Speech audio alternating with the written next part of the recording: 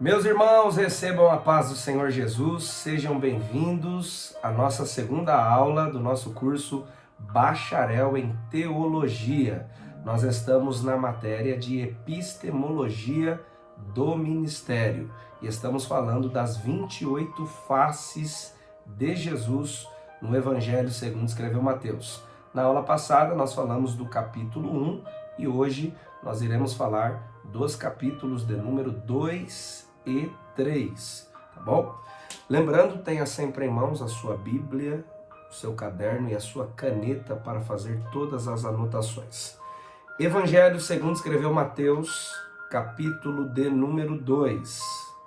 Evangelho segundo escreveu Mateus, capítulo 2. Eu estou aqui na companhia de pessoas especiais nos bastidores, minha esposa, evangelista Gesiel, também nosso querido pastor Marcos e a bispa, né, junto com ele.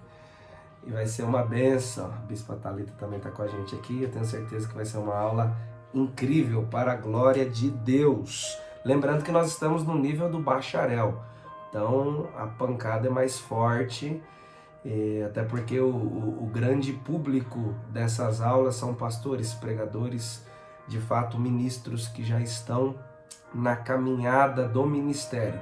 Então a gente precisa pegar um pouco mais forte, tá bom? Evangelho segundo escreveu Mateus, capítulo 2, versículo de número 1 apenas. Vamos lá, o Gesiel vai começar me ajudando na leitura. Pode ler pra gente, Gesiel. E tendo nascido Jesus em Belém da Judéia, no tempo do rei Herodes, eis que os magos vieram do Oriente a Jerusalém.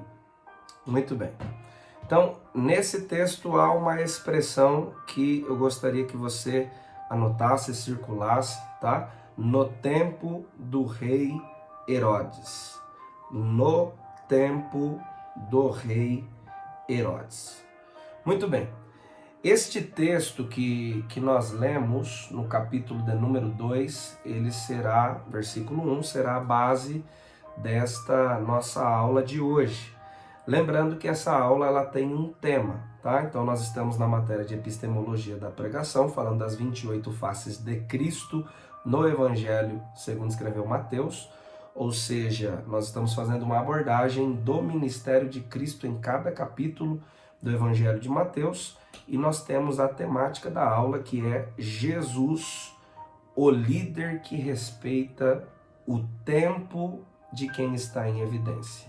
Jesus, o líder que respeita o tempo de quem está em evidência. Na aula passada nós falamos no tema Jesus, o líder que faz a obra sem se esquecer da família. Foi uma aula muito marcante e a de hoje também não será diferente. Jesus, o líder que respeita o tempo de quem está em evidência.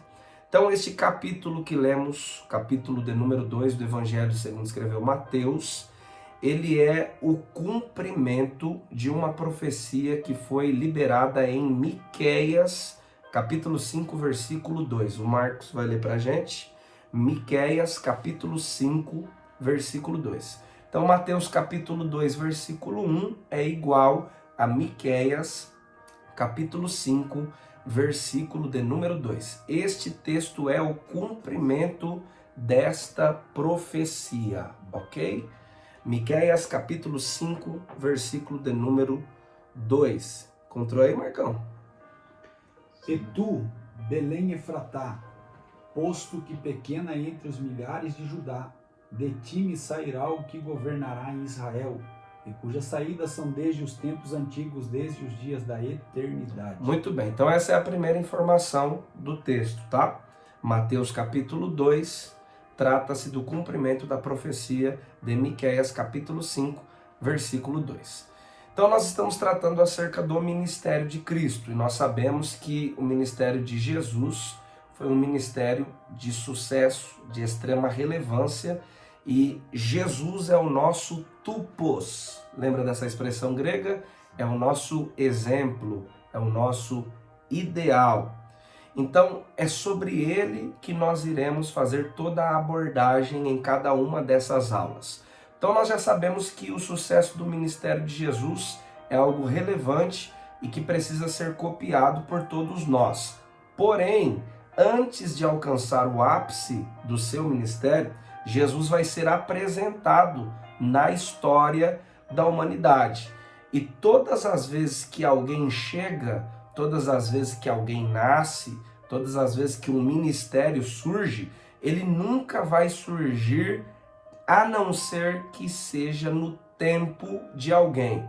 Por exemplo, a história de José, ela nasceu na história ou no tempo de Jacó.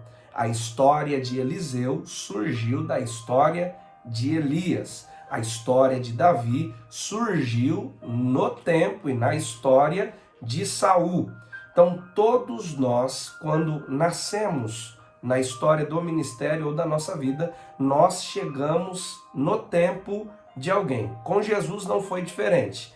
Ele chega, mas quando ele chega, ele chegou no tempo de alguém. Ele nasceu, mas nasceu no tempo de alguém. No tempo de quem?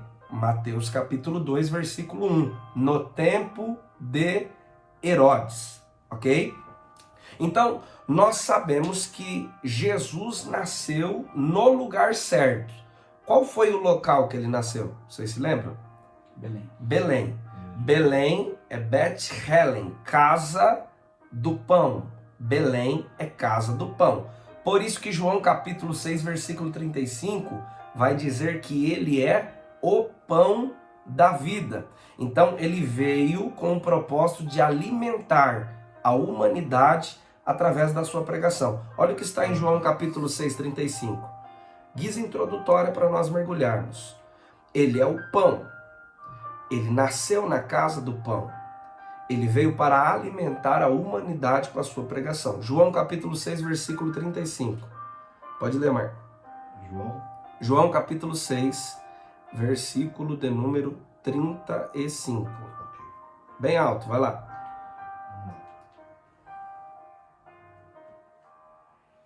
E Jesus lhe disse: Eu sou o pão da vida. Aquele que vem a mim não terá fome, e quem crê em mim nunca terá sede. Muito bem, então ele afirma: eu sou o pão. Ele é o pão, ele nasce na casa do pão e é ele quem alimenta a humanidade através da sua pregação. Então aqui nós temos algumas informações. Primeiro, ele nasceu no lugar certo. Ele nasceu na hora certa. Paulo vai escrever dizendo que ele nasceu na plenitude dos tempos. Isso implica dizer que tudo estava preparado para que ele surgisse. Mas ao nascer, ele nasceu no tempo de Herodes. Nasceu, mas ainda não era o tempo de se apresentar. Nasceu, mas ainda não era o tempo de ser conhecido. Nasceu, mas ainda não era o tempo de dar início à relevância do seu ministério. E isso é algo muito difícil de entender. Por quê? Porque muitos de nós já temos um ministério que nasceu, mas talvez essa história que nasceu ainda não chegou no tempo certo de ser apresentada. Glória a Deus. E nós temos muita dificuldade de entender isso. Por quê? Porque nós já nascemos, nós recebemos uma chamada, recebemos uma unção, como Davi.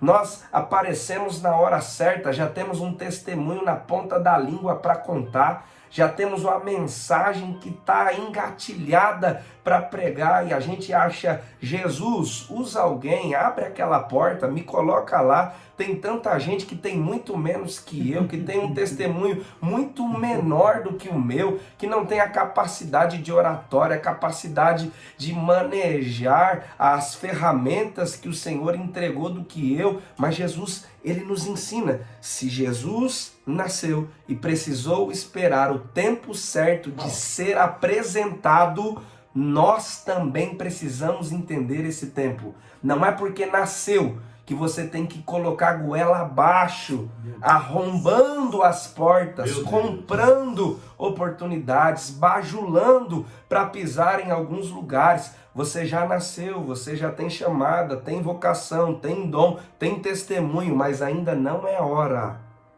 de ser apresentado. Por quê? Porque o tempo é de Herodes. Meu Deus. E você precisa, mesmo sabendo que é Jesus, você precisa respeitar o tempo dos outros e esperar o seu tempo chegar. E isso é muito difícil de entender. Então não basta nascer, tem que respeitar o tempo. Anota isso. Não basta ter nascido. Não basta ter entendido a sua vocação. Não basta ter entendido a sua chamada. É preciso respeitar o tempo. Então não é porque é Jesus que vai sair atropelando todo mundo. Mas Deus disse que me chamou para as nações, chamou para as nações. Mas até você chegar às nações, você vai ter que rodar muito na região da cidade que tu mora. Tu vai ter que rodar muito nas mesmas igrejas. E aí talvez você esteja dizendo, pastor, eu já não tenho mais nem mensagem para pregar naquela igreja, tanto que eu volto lá. Pois é, Jesus está te treinando para quando chegar o tempo, você ser de fato relevante da forma que Ele te chamou. Não atropele o tempo. Não passe por cima do tempo. Não entre dentro de um elevador, porque o diabo sempre vai te apresentar um elevador. Espere o tempo de Deus e respeite o tempo de Herodes. Você está chegando agora, mas o tempo é de Herodes. Você tem mensagens que muita gente que já chegou e está no tempo deles não tem, mas o tempo ainda não é teu. Não é a tua hora. Não é o teu dia, não é o tempo ainda de Deus te apresentar. Respeite o tempo de Herodes. Então a palavra-chave nesse texto não é morte. A palavra-chave aqui nesse texto não é Herodes. A palavra-chave nesse texto é o tempo. Então perceba, olha isso aqui. Jesus tinha história, Jesus tinha profecia e Jesus tinha promessa, mas o tempo era de Herodes. De novo, Jesus tinha história, Jesus tinha profecia e Jesus tinha promessa, mas o tempo era de Herodes. Pastor, de onde você tirou isso? Mateus capítulo 1, versículo 1. Vou te mostrar que ele tinha história, ele tinha profecia, ele tinha promessa. Porque a gente tem tudo isso, mas se não for no tempo, não dá certo. Mateus capítulo 1, versículo de número 1. Gesiel vai ler pra gente. Livro da geração de Jesus Cristo, filho de Davi, filho de Abraão. Muito bem. Então, livro de Jesus Cristo, filho de Davi, filho de Abraão. Livro fala de história. É a genealogia de Jesus. Ele tem história. Meu Deus. Filho de Davi. Ele vem de um trono que tem uma profecia. Glória a Deus. Não vai perecer, de ti vai sair o Salvador. Então ele tem história, mas tem profecia. Filho de Abraão, ele tem história, ele tem profecia e ele tem promessa. Glória a E Deus. agora, é só quebrar tudo. Não, o tempo é de Herodes. Meu Segura, Jesus. Mas eu sou o filho de Deus, mas não é o seu tempo ainda. Mas não é a sua hora ainda. Mas não é o momento de ser apresentado. Você pode ter história, você pode ter promessa, você pode ter profecia. Mas se o tempo for de Herodes, Deus não quebra princípios. Você vai ter que esperar. Eu acho que você precisa notar isso. Eu sei que você já tem muita bagagem. Eu sei que você já tem muito do céu. Eu sei que você sabe a quantidade do peso daquilo que Deus te deu. Mas você precisa entender, não aconteceu ainda, porque ainda não é o tempo. É o tempo de alguém. Então, já que é o tempo de alguém, senta para dar glória na mensagem desse alguém. Glória a Deus. Ao invés de ficar torcendo para que ele erre a mensagem, para que ele erre o louvor, para que ele fure na agenda, para que alguém te chame, ao invés de torcer para que o Herodes caia logo, senta, tenha humildade de ouvir alguém que tem menos do que você recebeu. Tenha humildade, não é porque você está fazendo bacharel que você é melhor do que ninguém. Tenha humildade para sentar para ouvir alguém que só vai gritar talvez, mas a oportunidade é dele. Ele pagou o preço, ele orou, ele chorou, ele não tem o que você tem, mas o tempo é dele. Ele não tem a história que você tem, mas o tempo é dele. Ele não tem a promessa que você tem, mas o tempo é dele. Ele não tem a profecia que você tem, mas o tempo é dele. Ele não tem a bagagem que você tem, mas o tempo é dele. Então respeita o tempo de Herodes e não torça para que ele morra logo só para você aparecer. Porque Deus não levanta ninguém derrubando o outro. Meu Deus. Deus só levanta alguém no tempo certo. Então você tem história, você tem profecia, você tem promessa. Mas o tempo é de Herodes. Aleluia. Então nós não podemos chegar em lugares achando que nós somos alguma coisa. Porque temos história, porque temos profecia e porque temos promessa. Se não for o tempo, não adianta. É o que eu sempre converso, e acredito que já conversei isso com vocês. Melhor do que uma porta aberta no meu tempo, é ela permanecer aberta no tempo de Deus. O que adianta você pegar tantos atalhos para chegar em eventos de destaque e nunca mais pisar os pés lá, porque não era o tempo? O que adianta você pisar em grandes oportunidades e você não voltar mais lá? As portas não continuarem abertas para você, e não é porque você não tem história, não é porque você não tem profecia, não é porque você não tem promessa, não é porque você não tem uma boa palavra, não é porque você não tem chamada, é porque não era o tempo. E às vezes eu entendo e na verdade eu aprendo algo com Benjamim. Porque se você perceber, de todos os irmãos de José, ele foi o único que não traiu a José. E sabe por que ele não traiu a José, Marco? Porque ele não estava no lugar em que os irmãos de José estavam. Meu Deus. E às vezes Deus nos preserva de estar em alguns lugares só para que a gente não se torne como eles. Meu Deus. Nos priva. Olha só, por que Deus preserva o Benjamim? E às vezes a gente fica triste, mas os meus irmãos já chegaram. Por que eu não estou lá onde eles estão? O Benjamim não está entendendo nada. Mas Deus não quer que Benjamim carregue na história o título que os outros carregaram. Chegaram lá, mas tem adultério nas costas. Meu Deus. Chegaram lá, mas derrubaram alguém. Chegaram lá, mas tem uma mancha muito grande.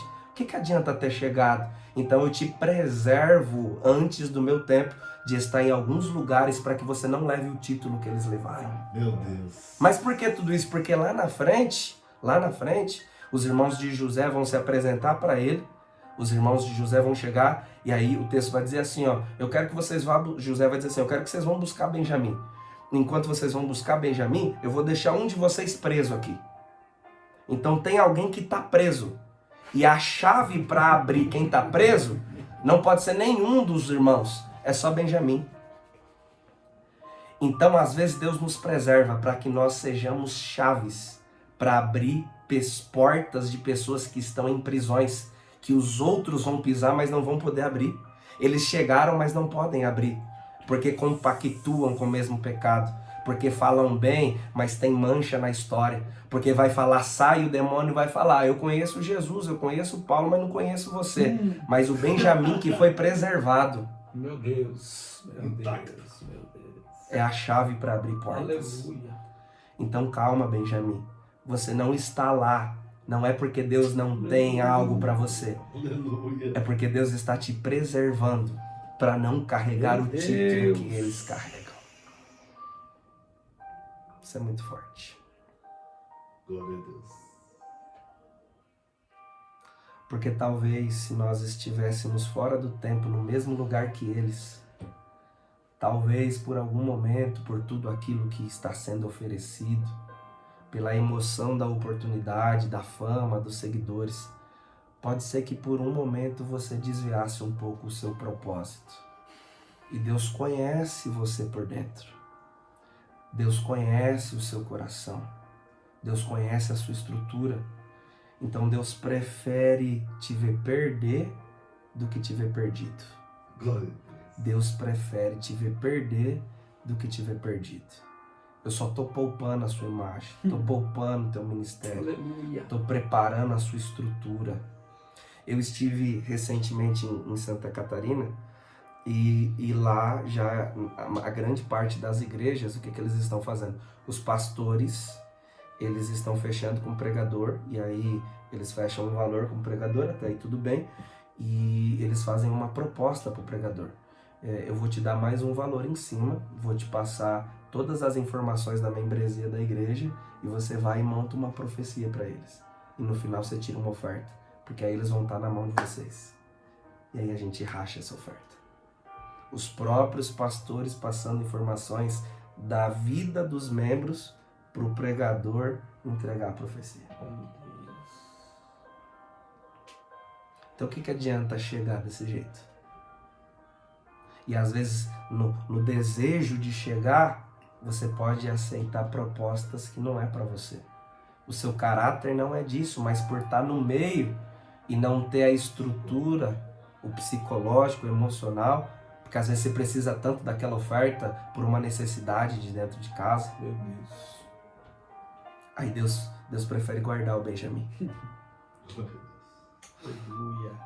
Deus prefere nos guardar. Ele nos guarda agora para que todas as vezes que a gente abra a boca, o céu continue descendo, as vidas continuem sendo libertas, para que o brilho de Cristo não seja apagado na nossa face. Aleluia. Às vezes um envelope compra uma chamada muito grande de Deus para nós. Meu Deus. Então eu te preservo para o meu tempo, porque no meu tempo não tem isso. No meu tempo essas coisas não te atraem. No seu tempo te atrai. No seu tempo, na sua pressa de chegar, isso chama a sua atenção. Porque você precisa, mas no meu tempo isso não te chama a atenção. Aleluia. E a gente é falho, às vezes, no desespero de pagar um aluguel, de pagar uma parcela, de colocar uma comida dentro de casa, de comprar uma fralda para um filho. A gente, às vezes, acaba aceitando por estar no meio de quem não é para estar. Então, eu prefiro te guardar aqui, Benjamin, escondido. Seu nome não vai aparecer na história agora, mas no meu tempo você vai ser a chave para abrir cadeias. Meu Deus. Glória a Deus. Então, melhor do que uma porta aberta, permanecer com ela aberta. E isso só acontece no tempo certo. Nós não podemos pular etapa. Nós não podemos comprar oportunidades.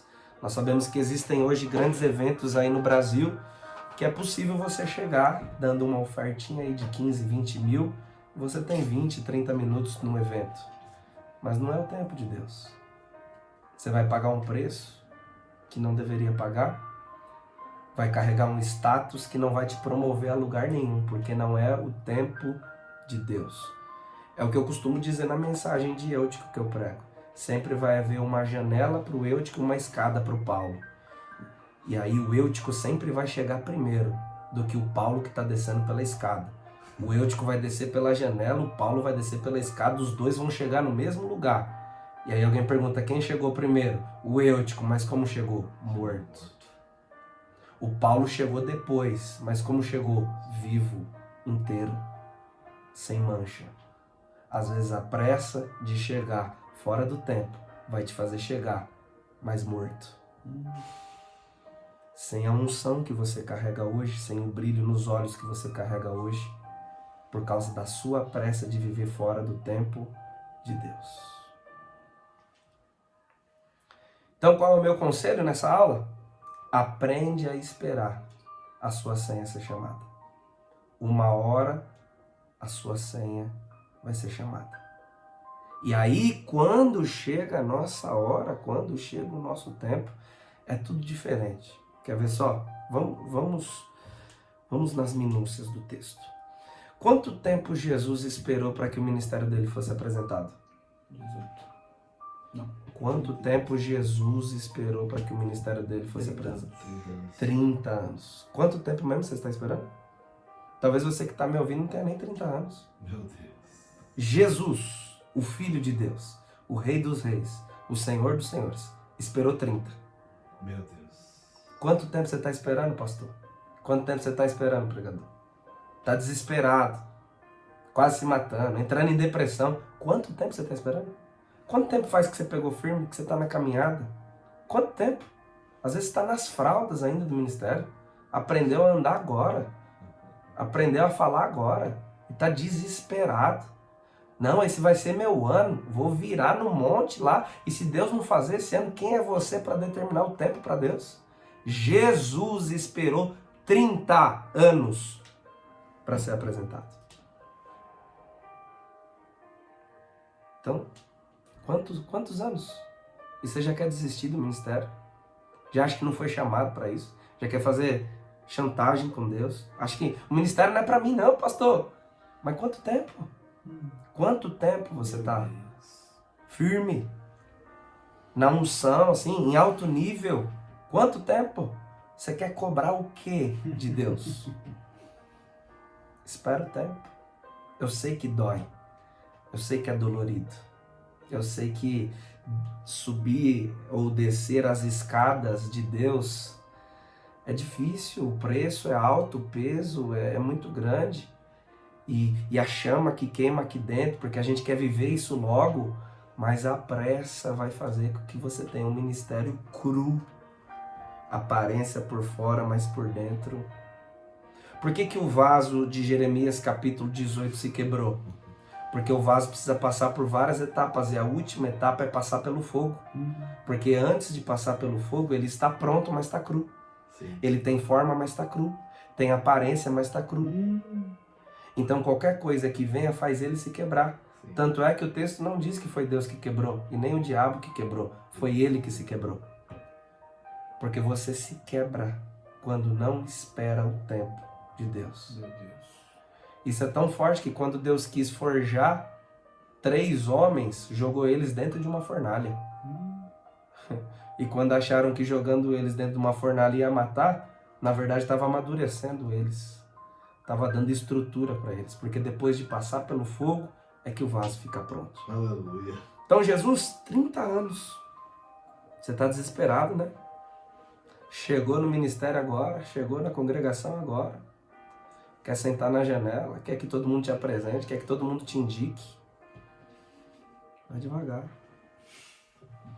Para ter história requer tempo e o tempo não é nosso, o tempo é de Deus. Aleluia. José, quanto tempo José ficou no anonimato? No anonimato. Sem o nome dele ser citado.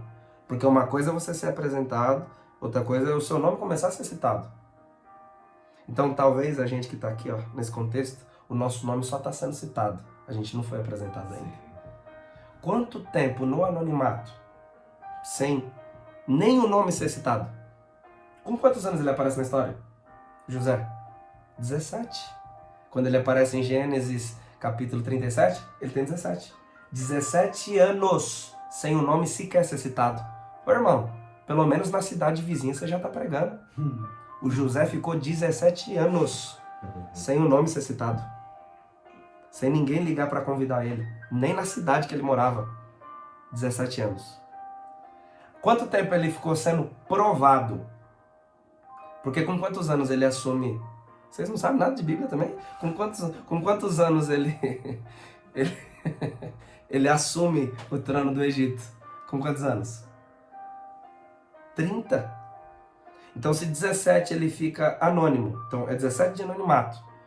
Ele assume com 30, 17 para 30 dá quanto? 13. Então 17 anos de anonimato, 13 anos sendo provado. Olha só. Só que aí, depois que ele passa pelos 17 anos de anonimato e pelos 13 anos de provação, depois que ele assume o trono, ele vai morrer com 120 anos. Meu Deus. Sabe o que isso quer dizer? Isso quer dizer que ele viveu 80 anos de vitória. Quanto tempo sendo provado? 30.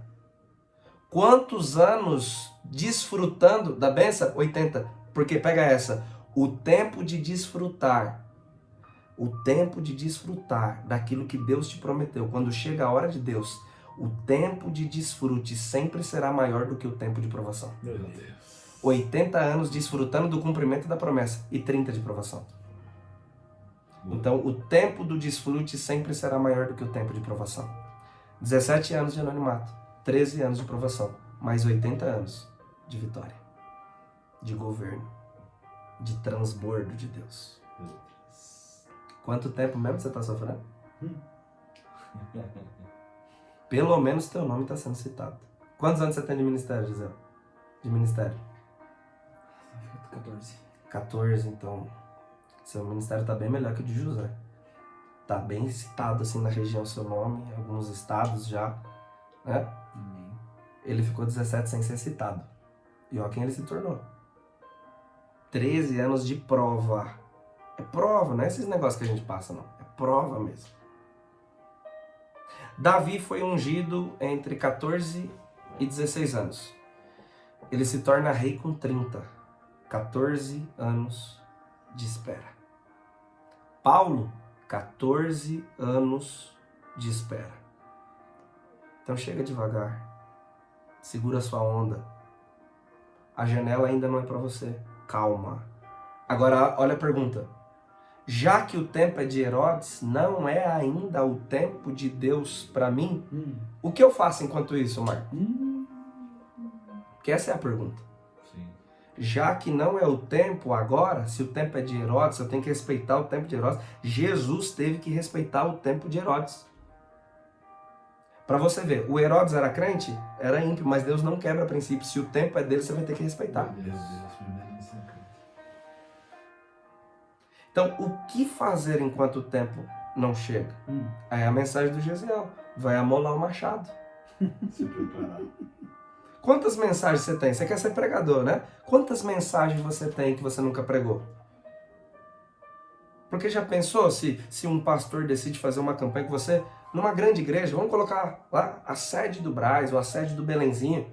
Gesiel, Marco, eu quero que vocês preguem aqui toda sexta-feira. Vão ser 50 semanas. Vocês têm 50 mensagens do nível de sede do Braz e sede do Belenzinho? Não. E quer que Deus sopre seu nome como? Quer que Deus te leve para quê? Para passar vergonha? E ele ser envergonhado? Você não tem nem pão, não tem nem bala.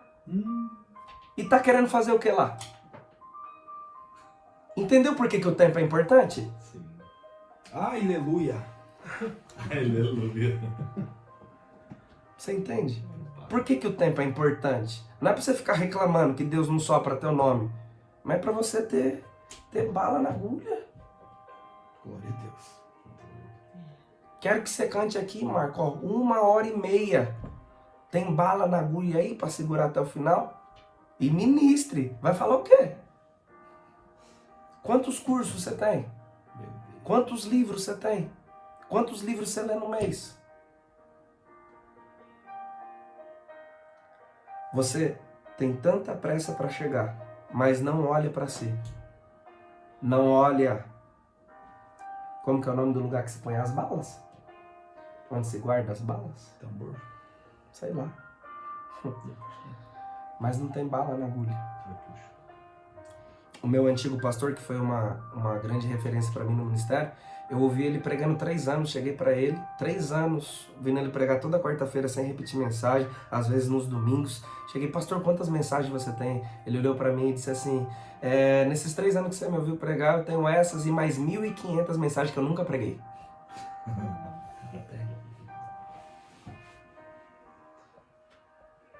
Meu Deus. Então, quantas mensagens de alto nível você tem? Com essas 5, 6 mensagens aí que você tem, você quer que Deus faça o que por você? Ele olha e fala, meu filho, história você tem, promessa você tem, profecia você tem, mas cadê o preparo? Porque quando Deus te colocar nesses lugares, você sabe como que é o povo. Vão começar a filmar suas mensagens, vão jogar no YouTube. Aí vai puxar lá, Gesiel Fernando.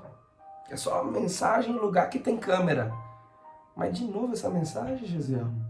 De novo essa mensagem, Marco? Já estou cansado de te ouvir. Quantas vezes a gente não já ouviu isso de grandes pregadores? Porque eles chegaram. Mas para se manter, tem que ter conteúdo. E conteúdo só é gerado no tempo. Para quem gasta tempo, para quem investe tempo. Meu Deus. Então pensa bem. A gente quer tanto chegar lá, mas se a gente chega, a gente tem cesto cheio para alimentar uma multidão?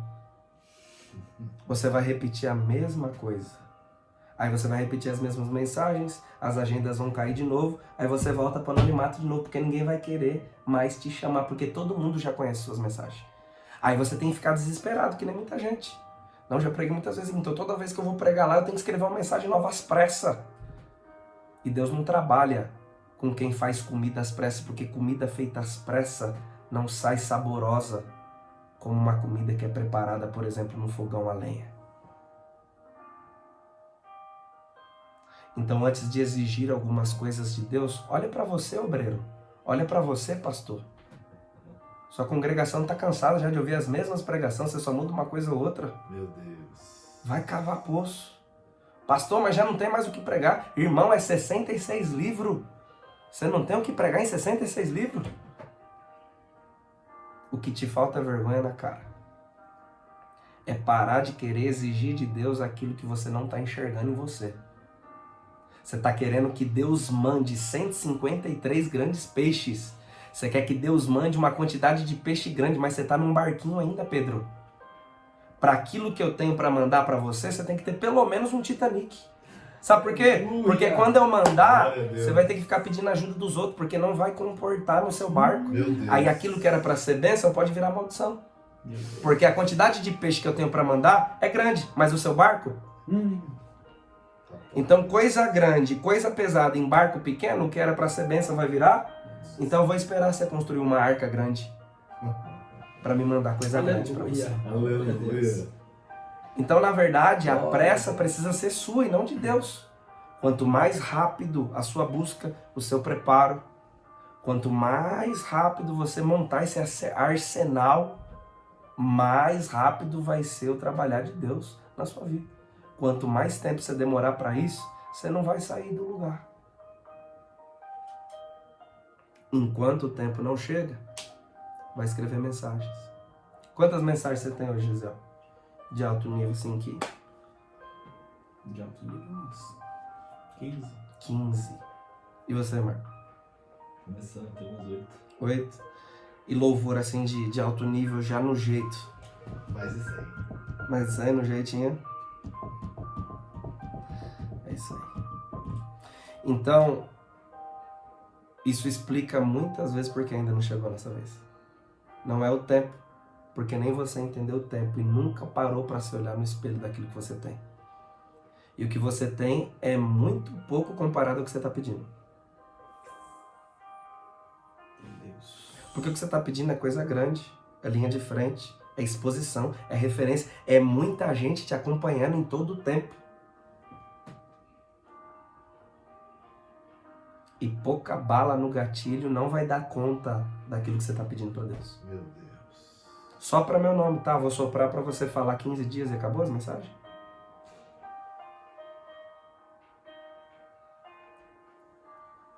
Depois você vai falar o quê?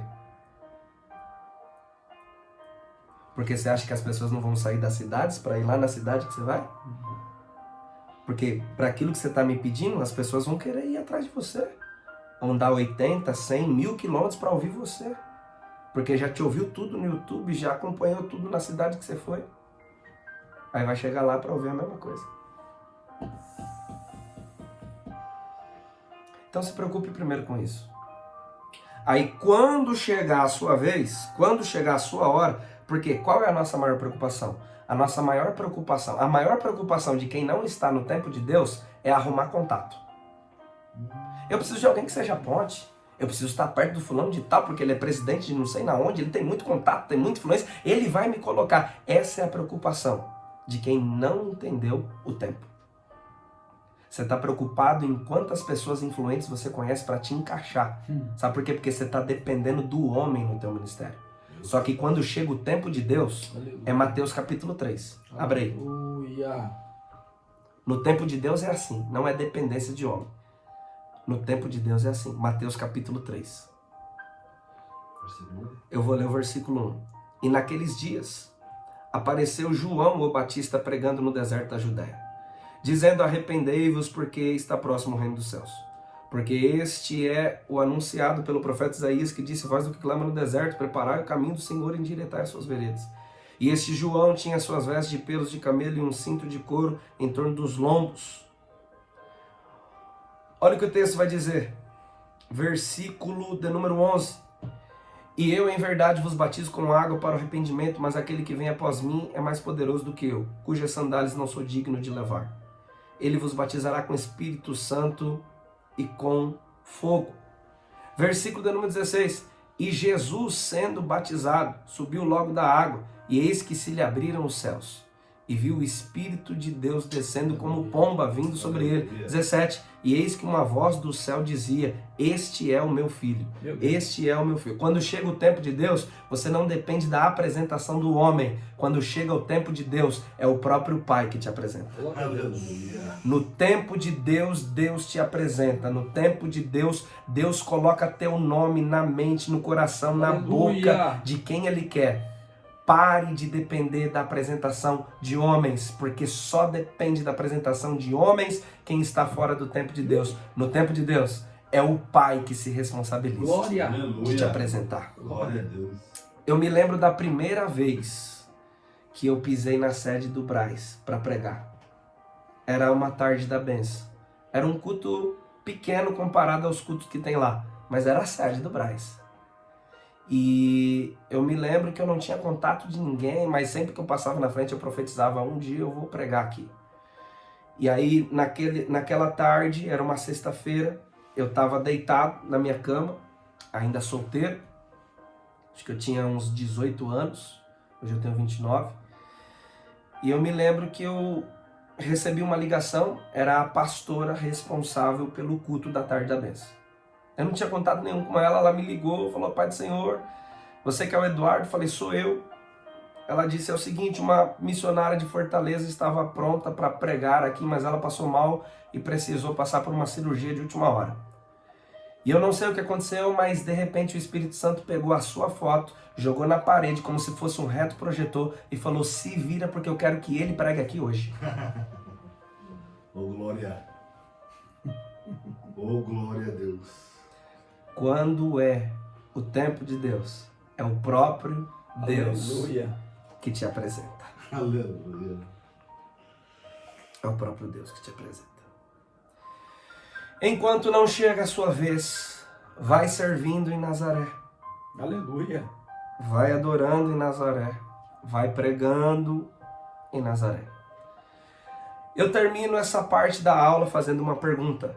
Quanto tempo, Gesiel, Marco, Bispa Thalita, quanto tempo eu devo esperar para iniciar o meu ministério? Para que o meu ministério seja apresentado? Quanto tempo? A resposta é simples. Suficiente. O tempo necessário, o tempo suficiente. Por quê? Porque é importante, é muito importante ir no tempo de Deus. Chegou a hora, vá, está no tempo de Deus. Mas também é muito importante ficar no tempo de Deus. Aleluia. Aleluia. Não queira ir quando o tempo de Deus para você é ficar. Meu Deus. E não queira ficar quando o tempo de Deus é Glória a ir. Deus. A gente só se importa em ir no tempo de Deus, mas também é muito importante ficar no tempo de Deus. Aleluia. Esta foi a segunda face de Jesus. Jesus, o líder que respeita o tempo Glória a Deus. de quem está em evidência. Aleluia. Glória a Deus. Vamos lá. Terceira face de Jesus no Evangelho segundo escreveu Mateus. Mateus capítulo 3. Vão ser 28 mensagens. Ó, já dá para aumentar o arsenal, hein? Já, você não pode dizer Já. aqui. Já dá para aumentar. Essa dá para pregar, não dá não? Com certeza. Dá para pregar, colocar sua cara, algumas coisas. Mensagem muito forte, muito forte. E que esclarece muita coisa para as nossas ansiedades, principalmente para a gente que está na itinerância, né? Ou para os que pastoreiam. Muito também. Às vezes foi Deus que te deu o ministério, foi Deus que te colocou aí, mas a congregação não tá no jeito que você espera ainda. Não entra o que você espera, não está lotado do jeito que você espera, mas é porque ainda não é o tempo. Não quer dizer que você tem que desistir. Ainda não é o tempo. Então aguenta. Vai cavando poço aí. Vamos lá. Capítulo 3, Mateus capítulo 3, o versículo escolhido é o 13. Terceira face de Jesus no Evangelho, segundo escreveu Mateus. Mateus capítulo 3, versículo 13, e o tema é Jesus, o líder que se identifica com o público que vai pregar. Jesus, o líder que se identifica com o público que vai pregar. Essa mensagem é principalmente de cunho pastoral. Ela é curta, mas bem pesada. Mas Jesus nos ensina algo no campo do ministério. Jesus, o líder que se identifica com o público que vai pregar. Lê pra gente, Thalita. Mateus capítulo 3, versículo 13. Bem alto, vai lá. Então veio Jesus da Galileia ter com João, junto do Jordão, para ser batizado por ele. Pode continuar. Mas João o impedia, dizendo: eu é que preciso ser batizado por ti, e tu vens a mim?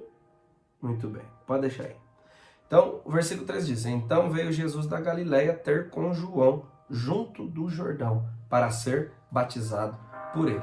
Vamos lá, a gente sabe que o batismo é uma prática cristã, é um mandamento, é uma instrução bíblica, mas nós sabemos que um dos principais propósitos do batismo é justamente para quê? Para quê, Gisele? O batismo. Arrependimento de pecados, uma confissão pública, né? Confirma o passo da salvação. Jesus precisava resolver problema de pecado? Precisava resolver problema de salvação? Para que ele estava no Jordão? Vamos entender isso aqui. Jesus, o líder que se identifica com o público que vai pregar. Eu quero começar essa parte, esse capítulo, fazendo algumas considerações. Primeira delas, a nossa posição ministerial, profissional ou social de liderança não pode nos influenciar a escolher os membros, as pessoas que precisam ser cuidadas por nós. Isso acontece bastante também quando algumas pessoas começam a atingir um certo nível de fama no Ministério da Itinerância. Já não quer responder todo mundo, já não quer falar com todo mundo. Isso é um problema muito sério. A posição ministerial que a gente alcança não pode nos influenciar a escolher agora quem a gente responde e quem a gente deixa no vácuo. Porque antes, quando você estava na prova, você respondia todo mundo. Você falava com todo mundo. Você abraçava todo mundo. Agora que atingiu uma posição maior, quer escolher? Não pode. Jesus vai nos dar algo muito grande. Por que eu estou falando isso? Porque tem muitos pastores que escolhem os membros que vai visitar. Escolhe as pessoas que dão mais atenção e menor atenção. Então, um dos maiores erros que nós percebemos hoje no ministério é líderes fazendo as suas agendas de visitas pastorais em casa de membros que lhe apraz. Se ele pode me oferecer alguma coisa, eu vou dar uma atenção melhor. Se não, deixa de lado. Se a igreja que vai dar uma oferta que vai me agradar, eu atendo. Mas for uma igrejinha que o som sai tudo distorcido, eu nem olho para a mensagem. Cuidado, você pode estar desviado no ministério. Meu Deus. Eu sei que vai chegar um tempo, né? Vai chegar um tempo que a gente vai poder escolher a igreja que a gente vai pregar. Mas a gente precisa se lembrar de onde foi que a gente saiu. Foram essas igrejinhas que nos deram as primeiras oportunidades. Foram esses membrezinhos que acreditou no seu ministério quando você fundou o ministério. Foi esses curvinhas de rio aí que não tem dente na boca, que o dízimo é R$40, porque ele ganha 400 por mês. Meu Deus. Foram eles que deram os primeiros glórias na sua mensagem quando você nem sabia pregar. Agora tem 1.000 membros, 500 membros, quer escolher quem atende. Meu Deus. Então Jesus é um líder que se identifica com o público que ele vai pregar. Ele não escolhe. Tanto é que Jesus, ele é um Jesus que ressuscita Lázaro, milagre pesado, mas também cura a febre da sogra de Pedro. Então para ele não tem milagre pequeno ou grande, ele ressuscita morto, mas também cura a febre. Aleluia. Ah, pastor, mas febre? Ele resolve também, ele vai lá também. Aleluia. Ele trata a ressurreição, ele trata deficiência, ele trata surdez, cegueira, no mesmo nível que trata uma febre. Mas é só tomar, sei lá, qualquer remédio que cura febre. Um dipirona. Toma um dipirona e resolve. Para que chamar Jesus é febre? É pequeno, mas ele atende. Ele não escolhe. Ele vai. Então a gente tem que tomar muito cuidado. E Jesus trata a gente agora. Porque tem algumas oportunidades, a gente começa a ter 20 agendas no mês, né? Tem algumas partes que a gente não quer nem pisar. 10 pessoas, vou lá nada, vou perder meu tempo. Vou gastar mensagem lá. Quantas vezes eu não já pisei em lugares assim, Jesus quis que eu pregasse a melhor mensagem. Meu Deus. Ele disse, prega, dá o pão, porque fique tranquilo, não vai faltar pão dentro do seu cesto. Quanto mais pão você der, mais pão vai ter lá dentro. Aleluia. Então cuidado, que a gente corre esse risco. E eu já fui tentado a isso, confesso. Já fui tentado a receber alguns convites, que o irmão falou, olhou para mim e falou, pastor, só posso dar 50. E a gente olha e fala, mas eu gasto 45 para chegar, o que eu vou fazer com 5? Aí, sabe o que Jesus faz? No mesmo dia aparece uma sede. Posso te abençoar com 700, mas você já fechou com a de 50. E aí, pregador? Vamos ser sinceros? Mexe. Não vamos ser hipócrita. Laranja. Meu Deus. Só que é o próprio Deus te testando. Vai escolher? Você não está no tempo de escolher. E às vezes na porta de 50, Deus abre uma porta bem maior do que aquela de 700, que não iam nem dar bola para você. Iam chamar você, dar 15 minutos, você não ia conseguir pregar nem a introdução e ainda ia sair frustrado de lá. Sabe como foi que eu cheguei em Santa Catarina? Eu fui pregar numa igreja de São Paulo, combinaram um valor comigo. Para sair daqui do interior, lá para São Paulo, se gasta aí pelo menos R$300, 250, R$300. Combinaram um valor comigo, chegaram lá e me deram R$100. Só que lá tinha alguém que me levaria para o outro lado do mapa. É, Deus. Entende? Aleluia. E o pior é que às vezes o pastor é tão usado por Deus que ainda te dá a oferta antes de você pregar. E aí você olha para a oferta e fala, peraí, mas isso aqui não cobre nem o meu gasto. Meu Deus. Prega, pregador. Sabendo que você vai voltar para casa tendo que tirar do bolso. Jesus! Prega. Preguei. E aí tinha alguém me ouvindo lá. Meu Deus. Que não era de lá, que não congregava lá, mas Jesus levou lá. Aleluia! Aleluia. Então a nossa fidelidade sempre tem que ser a Deus e a mensagem. Meu Deus. Não podemos escolher. Chegará o tempo que nós vamos pisar em grandes catedrais.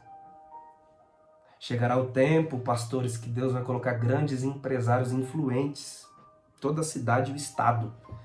Mas não deixe de atender o irmãozinho do dízimo de 40. Glória a Deus. Não deixe. Que coisa, né? Aleluia. Jesus trata com a gente. E fala forte, né? Porque a gente é muito tentado nisso. Quando o membro é mais problemático, a visita fica em análise.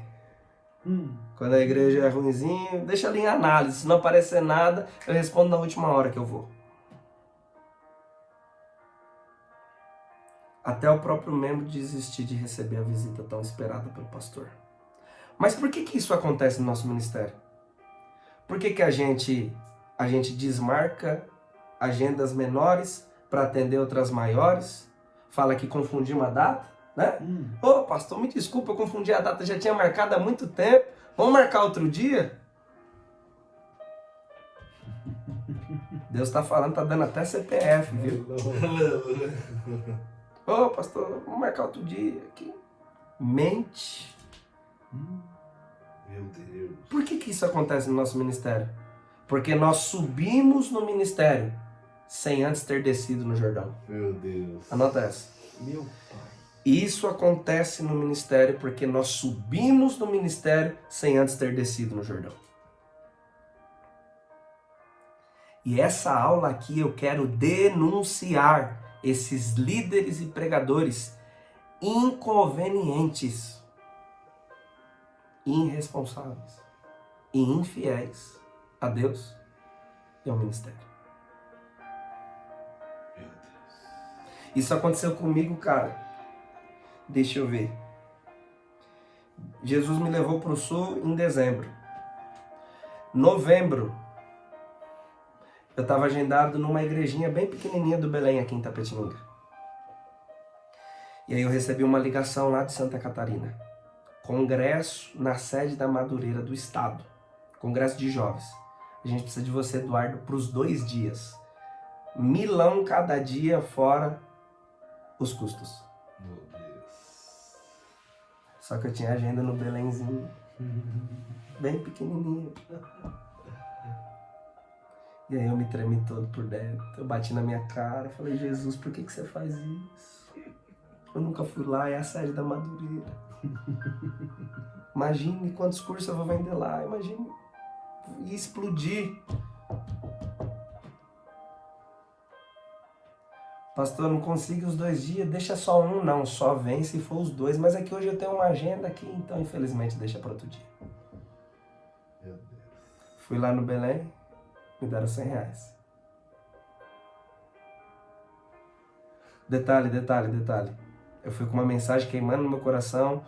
O povo não reagiu à mensagem como eu esperava. E sabe aquele dia que a gente sai frustrado? Falei, tá de brincadeira. Vim na igrejinha aqui pra honrar. Os miseráveis não deram glória. E ainda saí com R$100. Santa Catarina. Ia passar o final de semana no outro dia. Na segunda era feriado. Ia aproveitar a praia com a minha esposa os 3 dias. Ganhar 1.000 por dia, fora os custos. Fiquei na igrejinha. Ganhei 100 e o povo não deu glória. Meu Deus. Eita, Jesus estava testando meu caráter. meu Deus. Rapaz. Porque às vezes a gente é comprado por um envelope. A gente troca o caráter pelo envelope. E a gente fala tanto de Judas, mas acaba sendo pior que ele e pecando mais do que ele, porque ele pecou uma. E às vezes a gente faz isso muitas vezes. É, Jesus.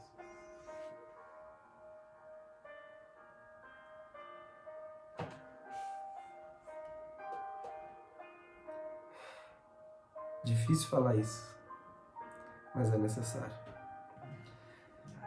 E o Espírito Santo está queimando aqui dentro de mim. Eu sei que essa aula vai ficar aí por muitos anos, vai alcançar muita gente. Mas Jesus está tratando com a gente. Aleluia. Ele testa o nosso caráter até o último para saber até onde ele pode colocar a gente. Porque se a gente tem a cara de pau de desmarcar uma igreja pequena hoje para atender uma que vai nos atender melhor financeiramente, mas a gente já tinha fechado, já tinha dado a nossa palavra, já tinha feito até o cartaz. Se a gente tem coragem de fazer isso agora, por R$400, R$500 a mais, imagine as propostas maiores lá na frente. Meu Deus.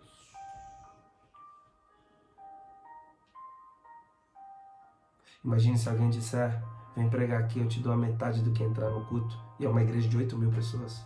Só que você tem que não pode falar desse assunto. Se a gente peca aqui, a gente vai pecar lá também. Então Jesus está medindo o nosso caráter nas pequenas coisas aqui. Para saber até onde ele pode colocar a gente lá. E enquanto você não estiver pronto, ele não te põe para não te perder.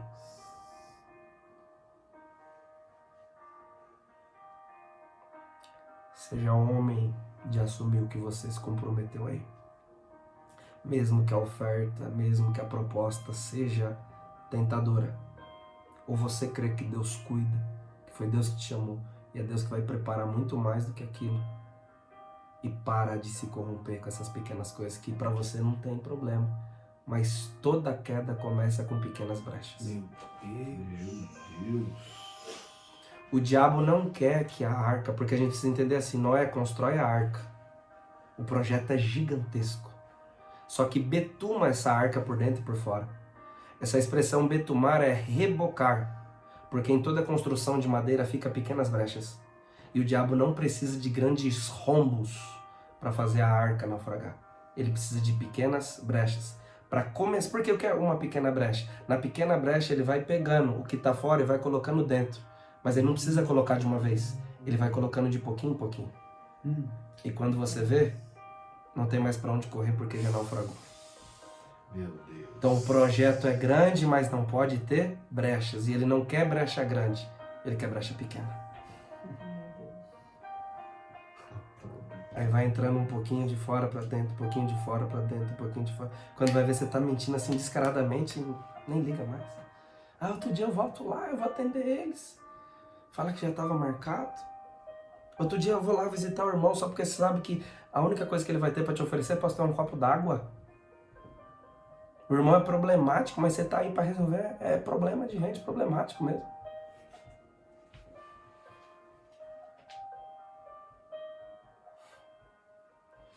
Então, sim, infelizmente, muitos ministérios não tem mais pastor de ovelha. Tem pastor administrativo. Então, o pastor não quer saber se você está bem, não pergunta como está seu casamento, como que está sua moral, não pergunta se você está preso em algum pecado. Ele quer saber o que você tem de útil para oferecer para o ministério. Porque são líderes presos à numerolatria e não ao cuidado com a alma. O importante é a igreja estar cheia. Se tem número de gente, o líder maior que vai estar vendo vai falar, vai continuar aí, vou continuar recebendo meu salário, tá tudo certo. Continua pregando aí, não quero saber como tá a sua vida não. Porque eu sei que se eu toco em alguns assuntos, vou acabar descobrindo pecado e não tô afim de resolver essas coisas. Então deixa você em pecado mesmo, porque o que ninguém sabe, ninguém estraga. Meu Deus. E às vezes o cara tá no altar e tá preso na cocaína, preso na pornografia, preso no adultério. Eu vi vários lá em Santa Catarina, inclusive um que se tornou meu aluno. O cara fica toda hora só viciado em cocaína e prega em tudo quanto é lugar. Inclusive vai pregar no Deixa quieto. No evento que tem em abril lá, você sabe, né? Vai pregar.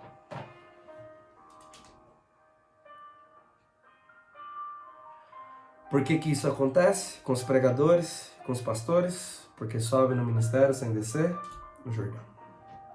Então, Jesus, antes de subir no ministério, vai descer no Jordão. Por isso que não dá para falar de uma matéria como essa tão forte sem falar de Jesus. Porque a gente se preocupa tanto em subir no ministério, mas se esquece de descer no Jordão. Meu Deus. Mateus capítulo 4, versículo 12. Dê pra gente aí, Gisele. Eu tô sentindo muito forte Jesus, de verdade. Glória a Deus. O Gisele me deu um comprimido, ele disse que é cafeína. Eu tô virado aqui. Vai lá. Jesus, porém, ouvindo que João estava preso, voltou para a Galileia. Quando ele volta para Galileia, ele começa seu ministério. Porém, em Mateus capítulo 3:13, olha o que está escrito. Mateus capítulo 3:13.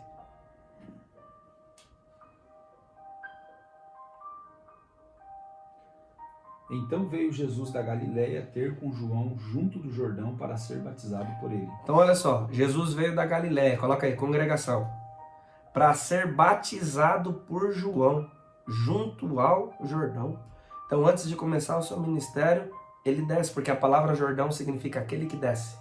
E é muito importante a gente saber um detalhe. Por exemplo, nós vamos ver que o Mar Vermelho se abriu. Mas quando se trata do Jordão, com Josué, não tem como o Jordão se abrir. Deus não abriu as águas do Jordão. Porque as águas do Jordão, Jordão significa aquele que desce, então é queda d'água. Então, com um, Deus abre. Com o outro, Deus para. Como que vai abrir aquilo que desce? É queda d'água, vai abrir como? Meu Deus. Os dois são milagres, só que um ele abre, o outro ele para. Eita. Tem coisas que Deus abre na nossa vida, tem coisas que Deus para. Eu paro a afronta, para a perseguição, para a calúnia. Outras coisas eu tenho que abrir. Então, aquele que desce, Jordão, aquele que desce. Ele desceu.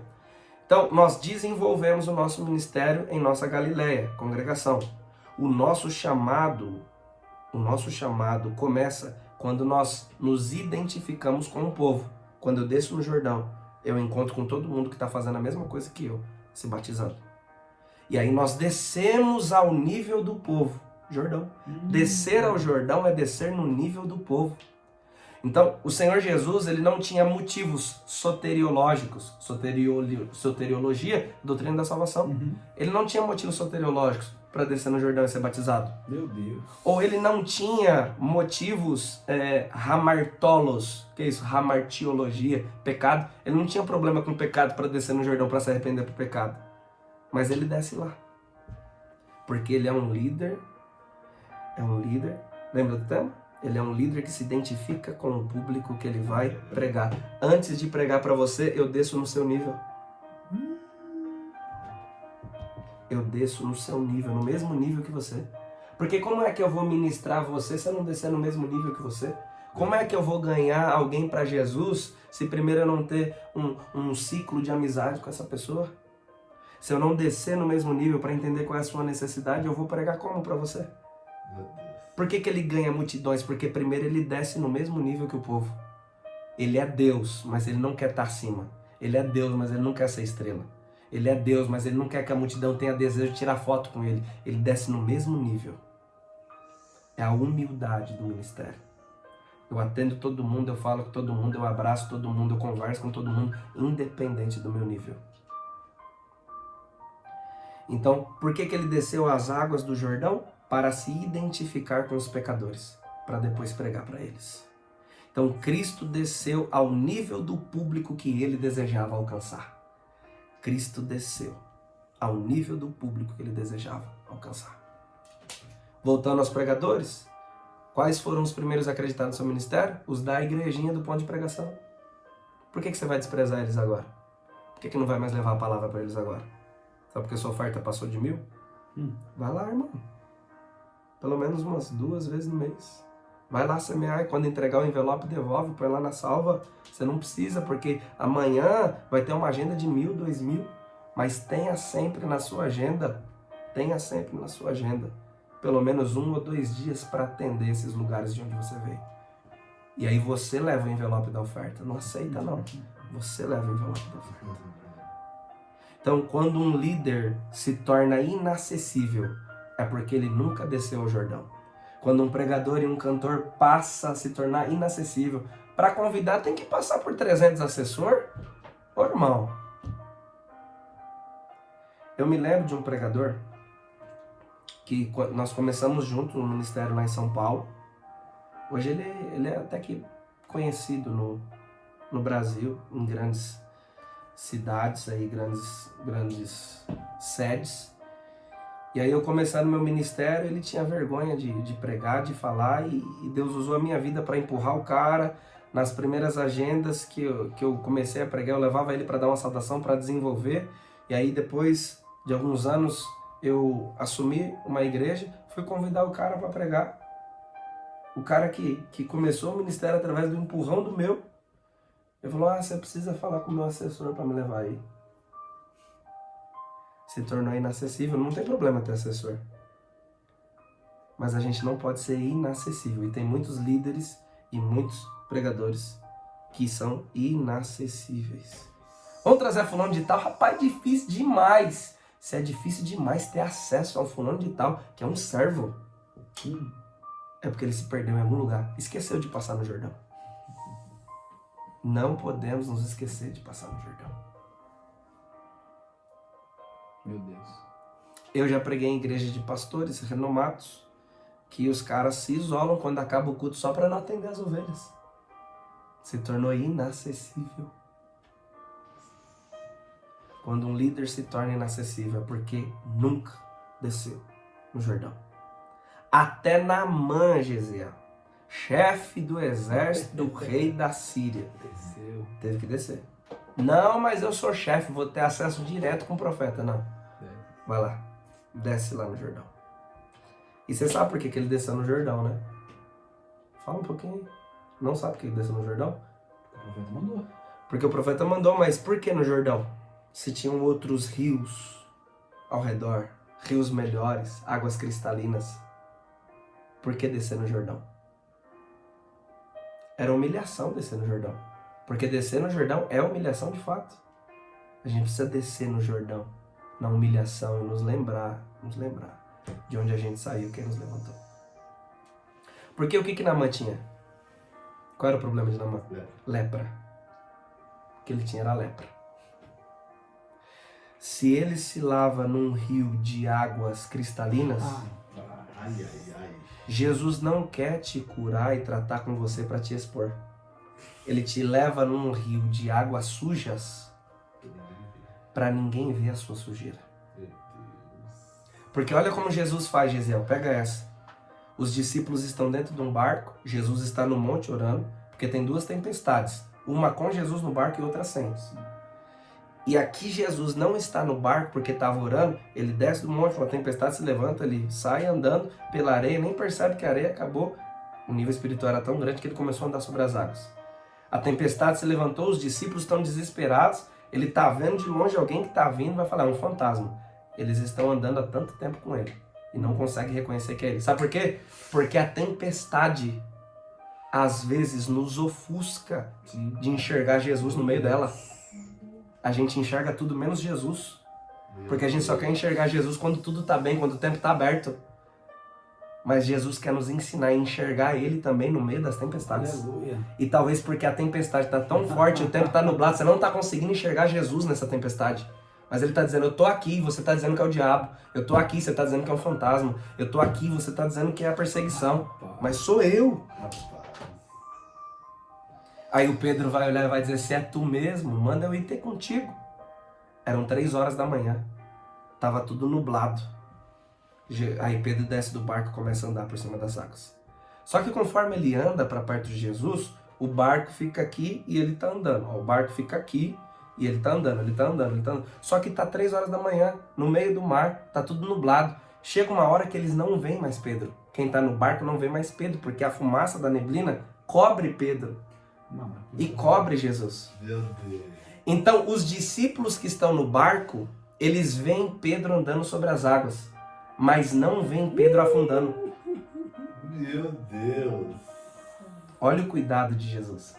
Ele te permite ser visto pelas pessoas andando sobre as águas. Mas só Ele viu quantas vezes você dobrou o joelho e pediu para parar. Só Ele viu quantas vezes você afundou e disse, Deus, eu não quero mais continuar. Ele estendeu a mão e te levantou de novo. E quem ficou no barco só viu você. Porque o que as pessoas veem é a gente sendo usado em cima do altar, é a gente profetizando, é a nossa foto nos cartazes. As pessoas só nos veem andando sobre as águas, mas só Jesus nos vê. Meu Deus. Os dias que nós estamos afundando.